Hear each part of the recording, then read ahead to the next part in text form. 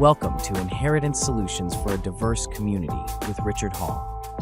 Join us as we delve into strategies and insights that ensure your legacy is secure and your loved ones are cared for.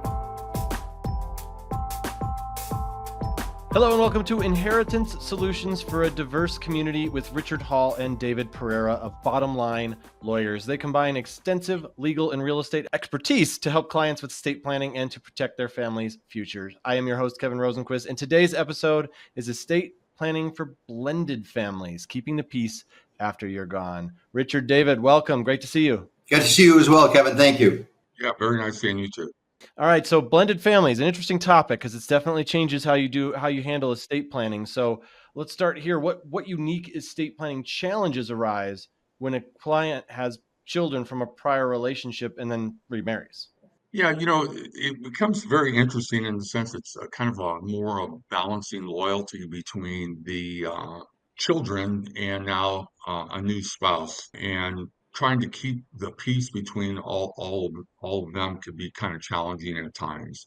And so it's really important to have the loyalty between the children and this new spouse working more in a harmonious way, so to speak. And how you do that is by having a good estate plan that makes sure that everyone is handled well, and then try to avoid any animosity between everyone.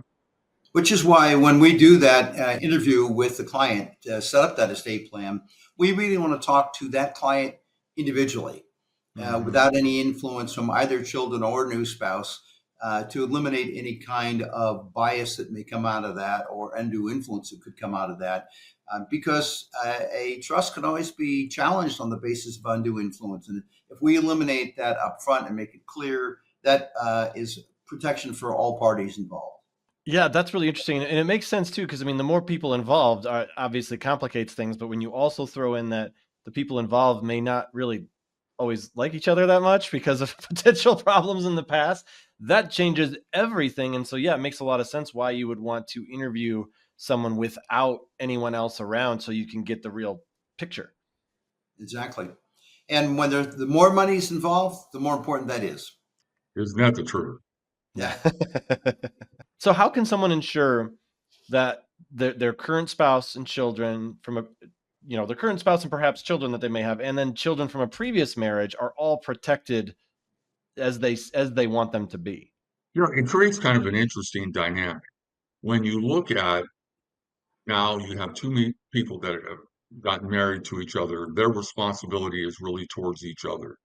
So if something happens to one of them passes away, you want to make sure the other spouse is taken care of for the rest of their life. That's typically what happens in marriage. But then you have also this issue of the children who sometimes can kind of feel a little bit on the entitled side and feel that, well, this is my estate and that was my dad or my mom before they got married, and they kind of feel entitled. So you have to, balance all of that. And how that typically is done is making sure that the spouse is taken care of first and right to their death. And then whatever's going to be left over is going to be left to the rest of the children.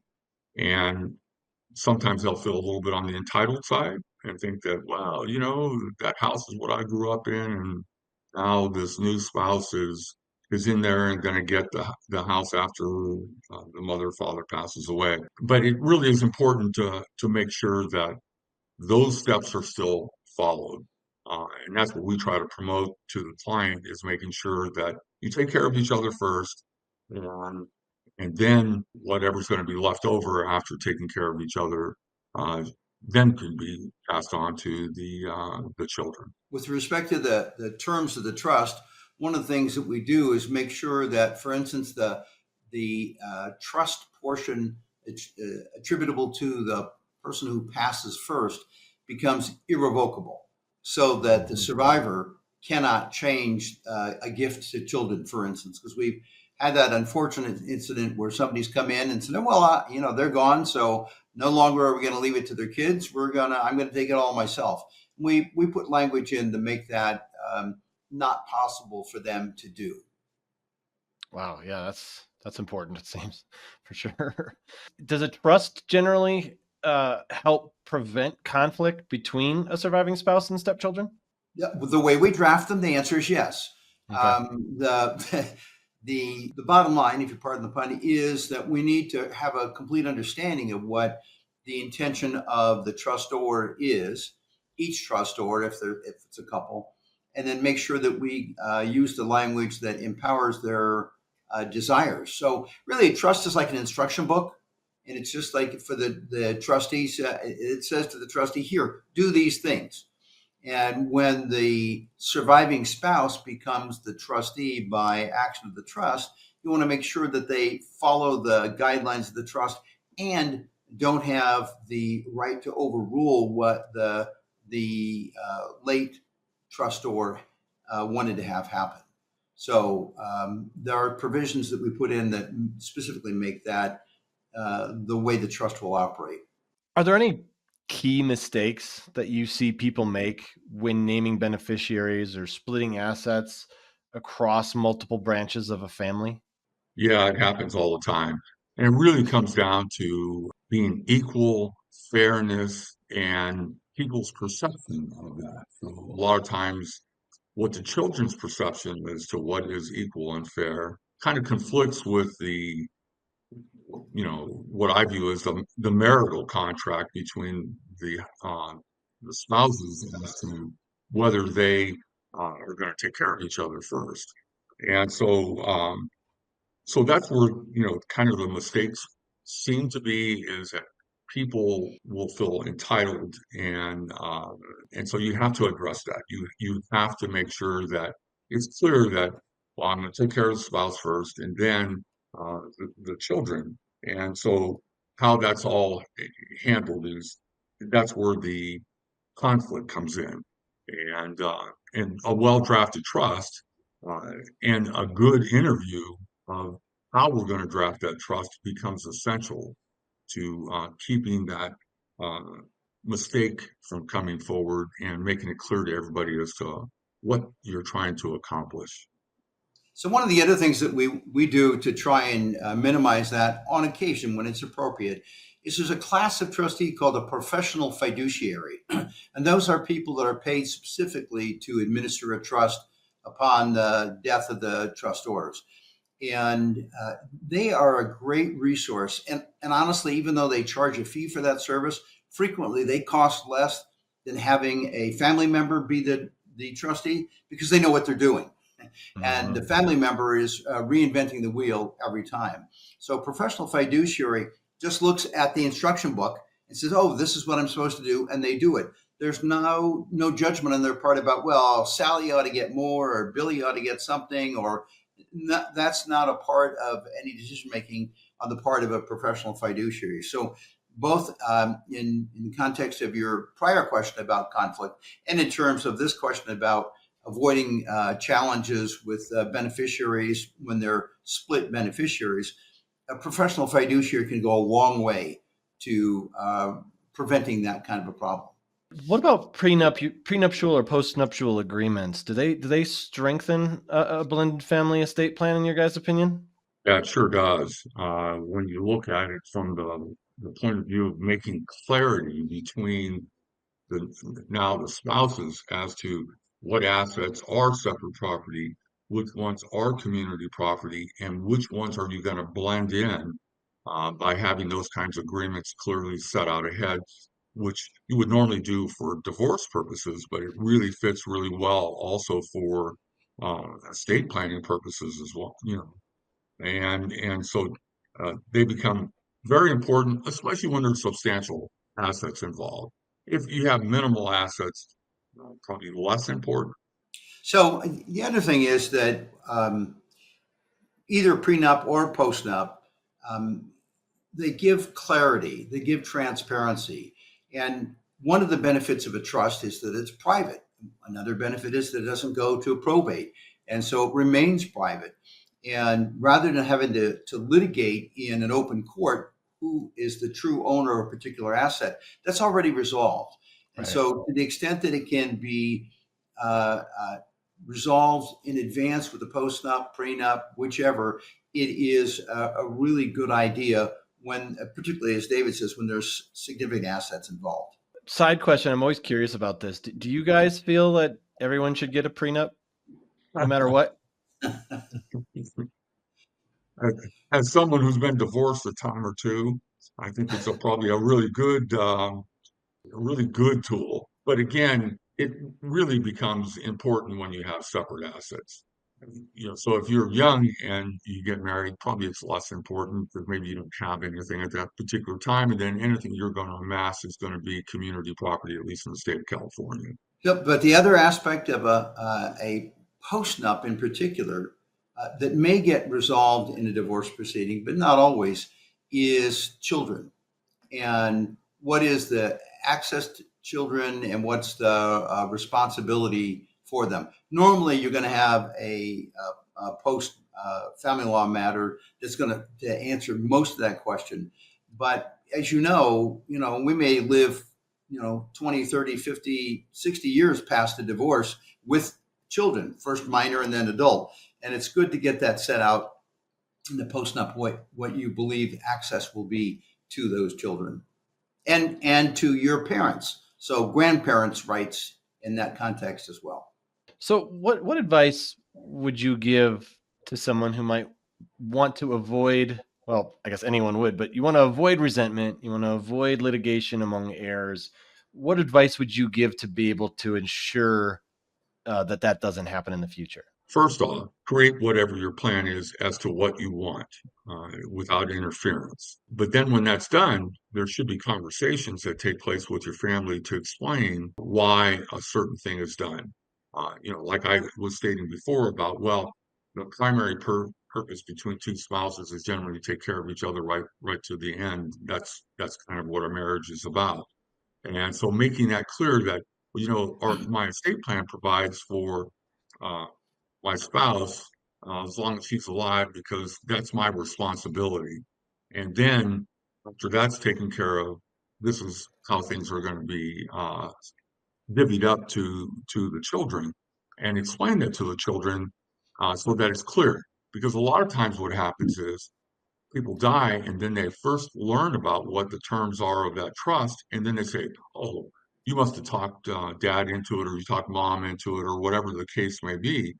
And that starts the resentment. But if they've addressed that before death, they kind of take that power away from there being any kind of a conflict. So David's exactly right, but let me give you the counterpoint to that. Sometimes disclosing the terms of the trust can create conflict because Yes. now we call them children, but that is a technical term. They could be 40 years old or 50 years old, right? They're not kids. And they have their own interests, their own financial concerns, their own issues, and they may decide to maneuver to the best of their ability so that so mom or dad redo the trust to give them the benefit that they're looking for, or they may use that as an opportunity to start building up a case for undue influence. So it's a balancing act about how much you disclose. I think discussing it with family is probably good. Giving them a copy is not a good idea.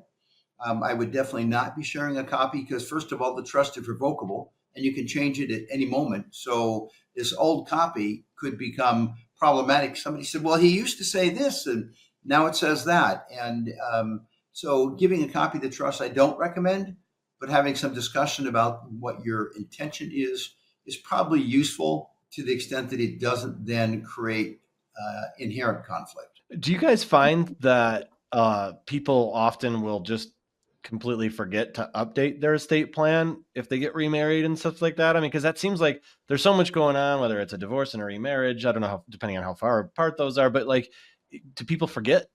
Yeah, sadly, and it can get even worse than that. Sometimes they both had estate plans before they got married. They get married and then they don't even update both of them. And that's the really complicated story because now all of a sudden you have intermixing of separate property, community property, and all those things that go with that. And And so it becomes a real problem. They should, in general, we tell people you should be looking at what you've done at least once a year. But when a big event like that, getting remarried, it's essential that you have to look at what you've done and make changes accordingly. Because now there's other people involved that have an opportunity to challenge what you're doing. And there's another issue that crops up pretty frequently is that people say, well, I paid a big fee to get my trust done. I don't want to go see an attorney again. I'll just write out my notes and see what I want to have happen. If that isn't in a proper form and notarized, it's not going to be effective. It doesn't matter. So that's going to be an issue. And even if it is done in a proper form, there's certain regulations in the state of California. For instance, if you have a spendthrift clause or no contest clause in your agreement, and you don't repeat that in the amendment or the restatement, those clauses will no longer be effective. And they're pretty important clauses. So it's important that you review periodically, and that when you do make a revision, an amendment or a restatement is our preferred methodology for that, that you do so in a complete fashion to make sure you cover all the bases. So what would be the first step for anyone listening who may be going, oh yeah, I got remarried and I haven't really touched my estate plan yet? Where should they start? Well, the first thing they should do is take a look at the inventory of the assets they have. What do they have? What do those current documents related to those assets say? Sometimes, let's say on a bank account, you may already have a beneficiary designated, and lo and behold, sometimes it'll be the former wife or husband. And so you need to really do that inventory, see where those things are, and see who are the beneficiaries on those, and then start to adjust those things accordingly. And whether they've already been put into the trust, and whether you're going to amend those trusts. So that would probably be the most important step. So I think it's important that someone in that position with a significant life event does not assume that they know everything they need to know. One of the problems we do run into more often than I'd like to is somebody not knowing what they don't know. And they make changes and they have no idea what the impact of those changes or consequences are. So not to be self-promotional, but whoever you are, get yourself a competent attorney and pay them a few dollars to review your trust and see if you need to have a restatement or amendment. And it's going to be a whole lot cheaper than having your beneficiaries fight over it after you're gone. Say the least. And and stressful, and the stress too, obviously. Absolutely. Yeah. And time. And when you look at the time that's going to be involved with that litigation, that's going to delay distribution from the estate. So the ideal scenario is to eliminate all that, and then you'll be able to wrap up the estate very quickly and at very low cost. Yeah, it's a little beyond the scope of what you asked, but honestly, we usually can administer a trust in 6 to 8 months if the assets are relatively clear and obvious. But when you throw litigation into that, you could be talking about years, not months, in order to close that estate.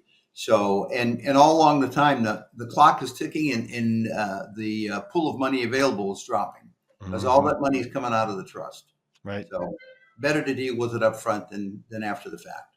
Absolutely. Great advice, of course. All right. Well, thanks for listening to Inheritance Solutions for a Diverse Community with Richard Hall and David Pereira. For more information, visit bottomlinelawyers.com, and don't forget to subscribe to our channel and leave us a review. We very much appreciate it. Richard, David, really great chatting with you both. Thanks so much for your time. Thanks, Kevin. Thanks for watching. Be sure to hit that like and subscribe button and leave us a review in the comments.